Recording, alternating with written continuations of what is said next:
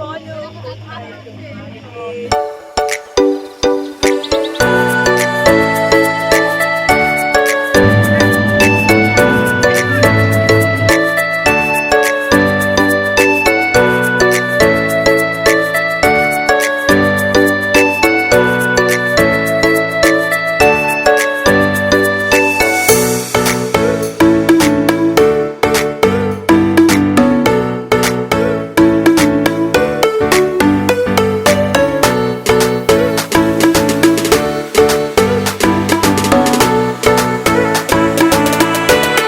সকাল বন্ধুরা, কেমন আছো তোমরা সকলে? আশা করছি তোমরা সকলে ভালো আছো। তো আজকে কোনো ডেলি ব্লগের ভিডিও নয়, আজকে হলো একটা পিকনিক ব্লগ হবে।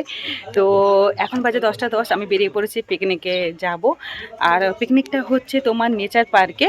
আর অনেকেই যাবে, মানে আমার ননদের বাড়ি পুরো ফ্যামিলি যাবে, ননদ আরও সব অনেকেই যাবে। তো ওরা সব বাসে চলে গেছে সকালবেলা 8:30টার সময়, আমাদেরও যাওয়ার কথা ছিল, বাট আমরা যেতে পারিনি।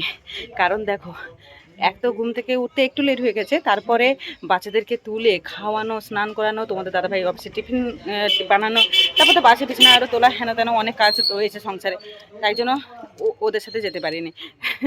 তো যাই হোক, এখন তোমাদের দাদাভাই অফিসে যাবে, তো অফিস যাওয়ার পথে ওই পিকনিক স্পটে আমাদেরকে ছেড়ে দিয়ে চলে যাবে।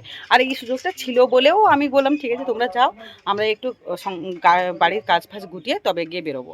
তো ওই কারণে আর কি, তো বেরিয়ে পড়েছি। চলো বেশি আর কথা বলবো না, যেতে যেতে তোমাদের সাথে বাকি কথাটা বলবো। তোমাদের দাদাভাই আর আমার ভাসুর দু ভাইয়েই যাচ্ছে না, কারণ তোমাদের দাদাভাইয়ের অফিসে কাজ রয়েছে, ও কোনো মতে ছুটি নিতে পারবে না। আর এদিকে ভাসুরেরও কাজ রয়েছে, ভাসুরও বলে ছুটি নিতে পারবে না। ওই কারণে দু ভাই যাচ্ছে না, শ্বশুরমশাই যাবেন। তো যাই হোক, ওরা যাচ্ছে না বলে না অতটা ভালোও লাগছে না। আসলে ওদের ছাড়া কোনো আনন্দ করতেই ভালো লাগে না, মানে পরিপূর্ণ নয় আর কি।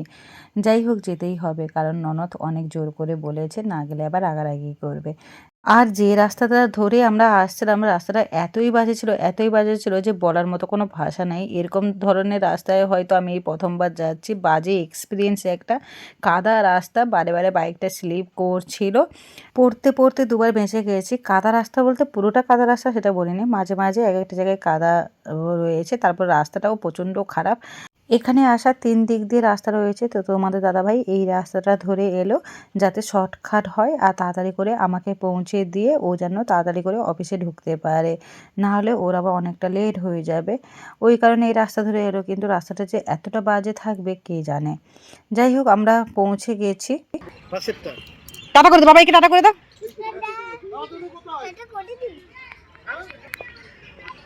তোমাদের দাদাভাই আমাদেরকে ঢুকিয়ে দিয়েই ব্যাক করে গেল। তোমরা তো দেখলে, মেয়ে টাটা করে দিল। আর এখানে ঢোকার জন্য 25 টাকা টিকিট কাটতে হলো, যদিও টিকিট কাটাটার কোনো দরকারই ছিল না। বিকজ দেখো, আমরা তো এই জায়গাটা আজকের দিনের জন্য রেন্টে নিয়েছি, তো আমরা কেন টিকিট কাটতে যাব? বুঝলাম না কোনো ব্যাপার। আমি বলেছিলাম যে টিকিট কাটতে না, কিন্তু তোমাদের দাদাভাই বললো দরকার নেই, ছেড়ে দাও, 25 টাকা টিকিট কেটে ঢুকে যাও। যাই হোক, টিকিটটা কেটে ভেতরে ঢুকলাম। আর এদিকে ননদ আর ননদের যা পিঙ্কিদি দুজনে দোলনা ঝুলছিল। তো আমাকে দেখেই বললো যে তোরা এত লেট করলি কেন, এই ব্যাপার। তো কথাবার্তা বলে ননদ বললো চল তোকে চা দিই। তো এখানে দেখো, 1 মগ চা বানানো হয়েছিল, সকলকে এখন চা দিয়ে দিচ্ছে। আর শীতকালের সময় তো চা কেউ না বলবে না, যতবারই দেবে ততবারই সবাই খাবে। আর জানো তো, চাটা এতটা সুন্দর বানিয়েছিল যে আমি তোমাদেরকে জাস্ট বলে বোঝাতে পারবো না। দারুণ দারুণ অসাধারণ ছিল চাটা। আমি তো অতটা চা খেতে ভালোবাসি না, এটা তো তোমরা সকলেই জানো, বাট চাটা এতটা ভালো হয়েছে যে আমি 3 কাপ চা খেয়ে নিয়েছি। আর সকালে এখান থেকে তো কিছু খেয়ে যায়নি, তাই প্রচণ্ড খিদেও পাচ্ছিল। দিদি আমাকে পাউরুটি দিয়েছিল, কারণ সকালবেলা যারা গিয়েছিল তাদের জন্য পাউরুটি, কলা, ডিমের ব্যবস্থা ছিল, মানে টিফিনের জন্য। আমরা তো দেরি করে গেছি, তাই আমাদের জন্য দিদি পাউরুটিটা রেখেছিল। তো আমি খাইনি, এই যে মেয়েকে খাইয়ে দিচ্ছে ওর পিনে। ওদিকে চলো দেখাই তোমাদেরকে রান্না বান্না কি হচ্ছে না হচ্ছে। তো এখানে দেখো, পকোড়া ভাজা হচ্ছে, হয়ে গেছে প্রায়। তো এখন ট্রে করে সব নিয়ে যাচ্ছে, সকলকে দিয়ে দেবে। আর পার্কটা এত সুন্দর, মানে প্রাকৃতিক পরিবেশটা এতটাই সুন্দর যে তোমাদেরকে জাস্ট বলে বোঝাতে পারবো না। মানে পিকনিক করার মতো একটা মনোরম পরিবেশ বলতে পারো। সিজনের সময় ভাড়া এই 4,500 টাকা মতো নিয়েছিল। তবে এই পার্কটা না, মানে একদিনের জন্য আমরা পিকনিক করতে এসেছি, ঠিক আছে, মানে ভীষণ ভীষণ সুন্দর, বাট এখানে এতটা নোংরামো চলে যে বলার মতো নয়। আজ থেকে 12 বছর কি 10 বছর আগে আমি এই পার্কে এসেছিলাম আমার মাসির মেয়ের সাথে ঘুরতে। সেই সময় এসে যা দেখেছি সেটা আর বলার মতো নয়। আমি অত পার্কে গেছি, বাট এই পার্কে যে নোংরামোটা আমি দেখেছিলাম সেটা আমি অন্যান্য কোথাও দেখিনি, তাই জন্য আমি বলছি। এরপরে হয়তো তোমরা কিছুজন বলবে যে তাহলে তুমি বলছো যে পার্কটা এত সুন্দর, আবার এখানে নোংরামো চলছে। দেখো, যারা নোংরামো করছে তারা তো নোংরামো করবে, ওটা ওদের কি বলবো, ওদের ব্যাপার, ছাড়ো, বাদ দাও। কিন্তু এখানকার যে প্রাকৃতিক পরিবেশ, মানে সেটার কথা বলছি, ভীষণই সুন্দর। মানে এতটা ভালো লাগবে না, মানে বলে বোঝাতে পারবো না, খুবই ভালো লাগবে। পিকনিক করার জন্য একদম পারফেক্ট, আর পরিবেশটা এতটা সুন্দর, মানে মাইন্ডটা একদম ফ্রেশ হয়ে যাবে। যাই হোক, ওদিকে তো রান্নাবান্নারও হচ্ছে, আমরা পকোড়ারও খেয়ে হাতে 3-4টে লেবু নিয়ে বেরিয়ে পড়লাম সামনের দিকে। ভাবলাম ওখানে বসে কি করব, যারা রান্না করছে ওটা তো রান্না করবে, যে যা করবে করুক, আমরা মেয়েরা সকলে মিলে চলো সামনের দিকে একটু ঘুরে আসি। তাই চলে এলাম। আর পার্কটার মধ্যে বাঁধাকপি, ফুলকপি আরও অন্যান্য অনেক রকমের চাষ করেছে, দেখতে খুবই ভালো লাগছিল।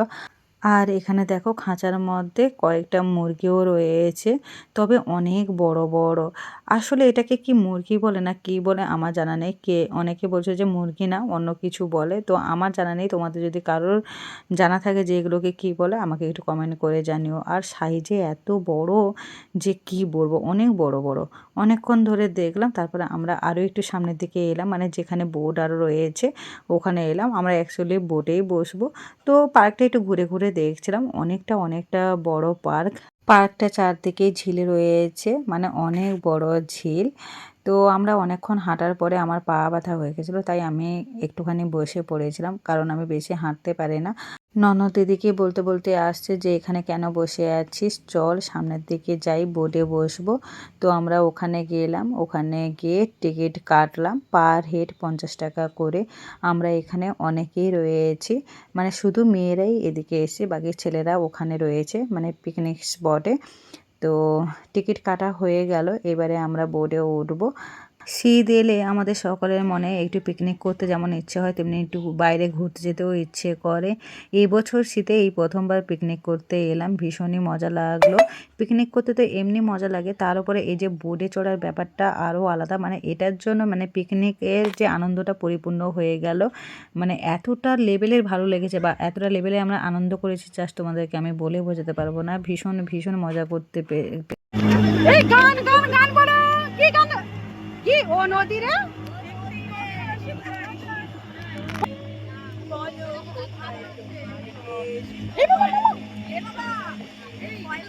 ও নদী রে।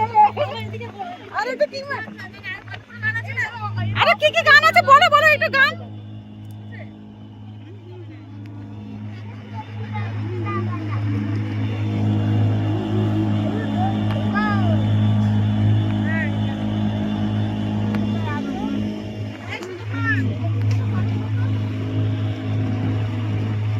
আস্তে বাবা, নড়াস না। ওরে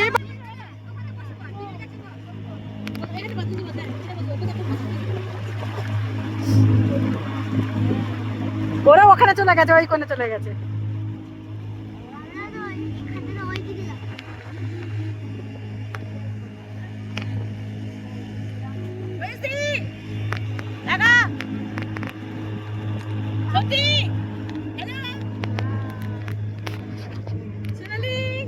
হাই। ঝিলটা যে কতটা বড় সেটা তো তোমরা দেখেই বুঝতে পারছো, আর আমরা যে কতটা আনন্দ করছি সেটাও বুঝতে পারছো। তো এই বোর্ডে উঠে সকলে যে যার মতো করে সেলফি তুলছে, ফটো তুলছে। এরকম একটা জায়গায় যাব আর সেলফি তুলবো না, রিলস করবো না, সেটাও কি হতে পারে বলো?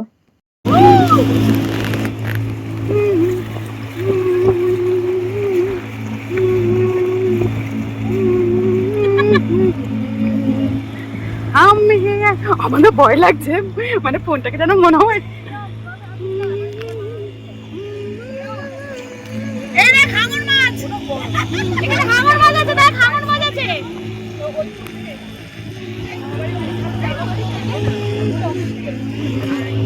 মামা মামা কি হচ্ছে এখানে?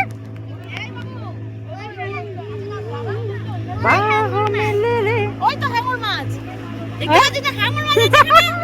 হাঙর মাছ ধরে নিয়ে চলে যাবে।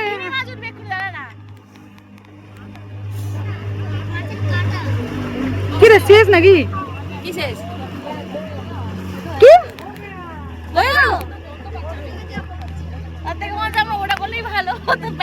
আমরা সবাই তো নেমে পড়েছি বোর্ড থেকে, দেখো ওরা এখনো বোর্ডেই আছে, দেখো না আসছে এবারে। আর আমার মেয়েগুলো একদম পাগল হয়ে যাচ্ছে, ওরা নামছে না বলে। বললো তোমরা কেন এটাতে উঠলে, তোমরা কেন ওইটাতে উঠলে না? ওরা এতক্ষণ ধরে চাপছে বোর্ডে, আমরা চাপতে পারলাম না, 5 মিনিটও হয়নি আমরা ঘুরে চলে এলাম। এই দেখো ওরা আসছে, ওদেরকে বারে বারে অ্যানাউন্স করছে যে তোমাদের টাইম হয়ে গেছে, তোমরা চলে এসো চলে এসো বলতে, এই যে এখন আসছে, তাও দেখাচ্ছি তোমাদেরকে। সত্যি ভীষণ মজা করেছি, ভীষণ মজা করেছি, বলে বোঝাতে পারবো না, খুব ভালো লেগেছে। আবার লাঞ্চ করে আসবো ভাবছি, দেখা যাক কী হয়। এই যে ওরা ঢুকছে এতক্ষণ।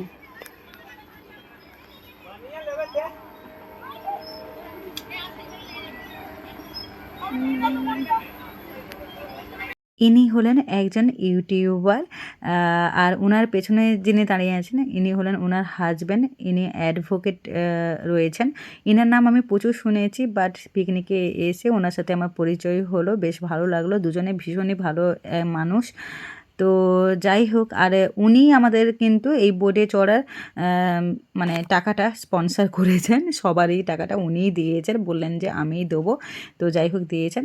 আর এখানে দেখো ফুচকা স্টল বসেছিল, আর ফুচকা দেখলে তো মেয়েরা জানো কেমন হয়। তো সকলে মিলে এখন ফুচকা খাচ্ছে। আমি খাবো না বলেছিলাম, কারণ চাটা এত খেয়েছি তো, টক জল খেলে অসুবিধা হতে পারে, ওই জন্য খাবো না বলেছিলাম। কিন্তু ননদ আমাকে জোর করে খাওয়াচ্ছে, বলছে সবাই খাচ্ছে তুই কেন খাবি না, খেয়ে নে, দেখ কিচ্ছু হবে না। আর আমিও লোভ সামলাতে পারলাম না, ফুচকা খেয়ে নিলাম। আর টক জলটা হেভি ছিল, ফুচকাটা দারুণ করেছিল। যাই হোক কয়েকটা খেয়ে এবারে আমরা চলে যাব ওখানে। অনেকক্ষণ আমরা এসেছি, এখানে প্রায় 1.5 ঘন্টা, তারও বেশি হবে, 2 ঘন্টার মতো সময় কাটিয়ে ফেলেছিলাম সকলে মিলে। তবুও মানে এখান থেকে আর যেতে ইচ্ছে হচ্ছিল না, মনে হচ্ছিল যে আবার আরেকবার বোটে চড়বো। আসলে ওইটুকু সময়ে বোটে চড়ে আমাদের শান্তি হয়নি। তো ননদ বললো এক কাজ কর, চল আমরা চলে যাই, লাঞ্চ করে আবার আসবো, তখন আবার বোটে চড়বো। আর এখানে ইনি হলেন আমাদের একজন জামাইবাবু, উনি আমাদের সকলে ফটো তুলে দিচ্ছিলেন। তো এমনভাবে পোজ দিয়ে ফটোটা তুলছিলেন, আমরা সকলে হাসাহাসি করছিলাম। তাই জন্য আমি ভিডিও করে তোমাদেরকেও দেখালাম যে যে দেখো কিভাবে পোজ দিয়ে ফটো তুলছিল। তো যাই হোক বেশ ভালো ঘুরলাম। আর এতগুলো মেয়ে যেখানে থাকবে সেখানে তো ঘোরাঘুরি আনন্দটা আলাদা লেভেলের হবে। তো এখানে এসে আমি সোজা চলে এলাম রান্নার দিকে, যে কতদূর রান্না হয়েছে না হয়েছে তোমাদেরকে একটুখানি দেখাবো। তো রান্না প্রায় শেষের পথে, দেখতেই পাচ্ছ একদিকে বেগুনি হচ্ছে আর একদিকে ভাত হচ্ছে, মানে এটা হয়ে গেলে রান্না বান্না হয়ে যাবে, তারপরে খাওয়া দাওয়া করতে শুরু করে দেবে।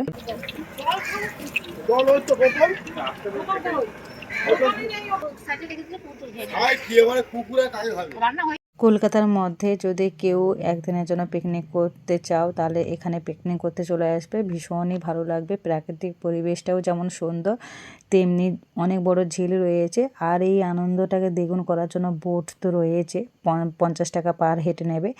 আর এখানে ননদ দেখো ব্যাট করছে, আর আমরা সকলে মিলে হাসাহাসি করছিলাম। আর অন্যদিকে চলছিল নাচ গান।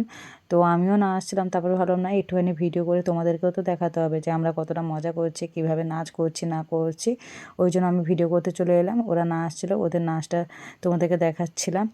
মানে আবার ননদ ব্যাট ছেড়ে এবারে ব্যাডমিন্টন খেলতে এসছে, ব্যাটটা খেলতে পারছে না, মানে ক্রিকেটটা খেলতে পারছে না, ওই জন্য আবার ব্যাডমিন্টন খেলছিল। আর এখানে ওরা সবাই নাচানাচি করছিল। এখানে আছে আমার নন্দাই, ননদের যা, আর ননদের মেয়ে, এরাই সব নাচানাচি করছে। আমি তো ভাবা অত ভালো নাচতে পারি না, সেই জন্য আমি বেশিক্ষণ নাচিনি। ভাবলাম না চলো ভিডিও করি, বরং তোমাদেরকে দেখাই এরা কত সুন্দর নাচানাচি করছে, ওরা স্টেপ জানে ভালো নাচার। তারপরে 2:45 থেকে আমাদের খাওয়া দাওয়া শুরু হয়ে গিয়েছিল। প্রথমে বাচ্চাদেরকে খেতে দেওয়া হয়েছিল, তারপরে গিয়ে আমরা খেয়েছি। তো খাওয়া দাওয়ার ভিডিও অতটা কিছু তোমাদেরকে দেখায়নি, তাই বলে দিচ্ছি কী কী রান্না হয়েছিল না হয়েছিল। সাদা ভাত, শুক্তো, ডাল, পোস্ত দিয়ে আলু ভাজা, আর মাটন ছিল, দই কাতলা ছিল, চাটনি, পাঁপড়, মিষ্টি, সব কিছুই ছিল। তো মেয়েকে আমি খাইয়ে দিলাম, আর যাও এখন ওর ছেলেকে খাইয়ে দিচ্ছে। আর যাওয়া থেকে এত ফটো আর ভিডিও করেছি যে আমার ফোনের চার্জই শেষ হয়ে গেছে, মানে 100% চার্জ শেষ হয়ে গেছিলো। তাই জায়ের ফোন থেকে এই ভিডিওটা করেছিলাম। তো ভিডিওটা ঠিক মতো হয়তো আসেনি অতটা ভালো, তো যাই হোক অ্যাডজাস্ট করে নিও। খাওয়া দাওয়ার পরে আমরা সকলে মিলে শুরু করে দিয়েছিলাম মিউজিক্যাল চেয়ার। তো প্রথমে মেয়েরা খেলেছিলাম, তারপরে ছেলেরা মানে বাচ্চা ছেলেরা খেলেছিল। যাই হোক, আমি মিউজিক্যাল চেয়ারে থার্ড হয়ে গেছি, আর আমি একটা প্রাইজও পাবো, সেটা তোমরা লাস্টে দেখতে পাবে যে কি প্রাইজ পেয়েছি না পেয়েছি। তবে আমি জানতাম না যে এখানে প্রাইজের ব্যবস্থা রয়েছে, যদি জানতাম তাহলে আমি আরও ভালো খেলতাম। যাই হোক, চলো তোমরা ভিডিওটা একটু দেখে अच्छा वोट क्या हो जाए निमिल भट्टाचार्य जी हां छोड़ेगा ए जोड़ा हाथ लगाओ हाथ ताली जाओ ताली ए जाओ अच्छा हमारा सोनाली माई जी म्यूजिकल चले থার্ড হয়েছে जोड़ा ताली ও জিও সেকেন্ড শ্যামলী দাস সেকেন্ড হয়েছে থার্ড পিঙ্কি দাস अच्छा বিজয়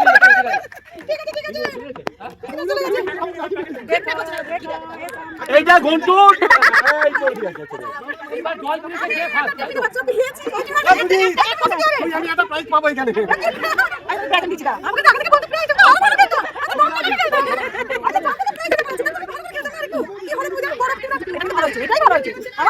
প্রাইজে আমি একটা ছোট টিফিন বক্স পেয়েছি, তোমরা তো দেখতে পেলে, আমার তো ভীষণ ভালো লেগেছে। এরকম একটা টিফিন বক্স আমার দরকারও ছিল। যাই হোক, 6টা 5 কি 10-এর মতো হবে, বাস এসেছিলো, আমরা সকলে বাসে উঠে পড়েছিলাম। বাসটা আসতে একটুখানি লেট হয়ে গেল। তো যাই হোক, চলো এখন বাড়ি যাচ্ছি, আর আজকে ভিডিওটা এখানেই শেষ করব যাওয়ার পথে। যদি ভালো লেগে থাকে অবশ্যই লাইক কমেন্ট করো। টাটা, সকলে ভালো থেকো, সুস্থ থেকো।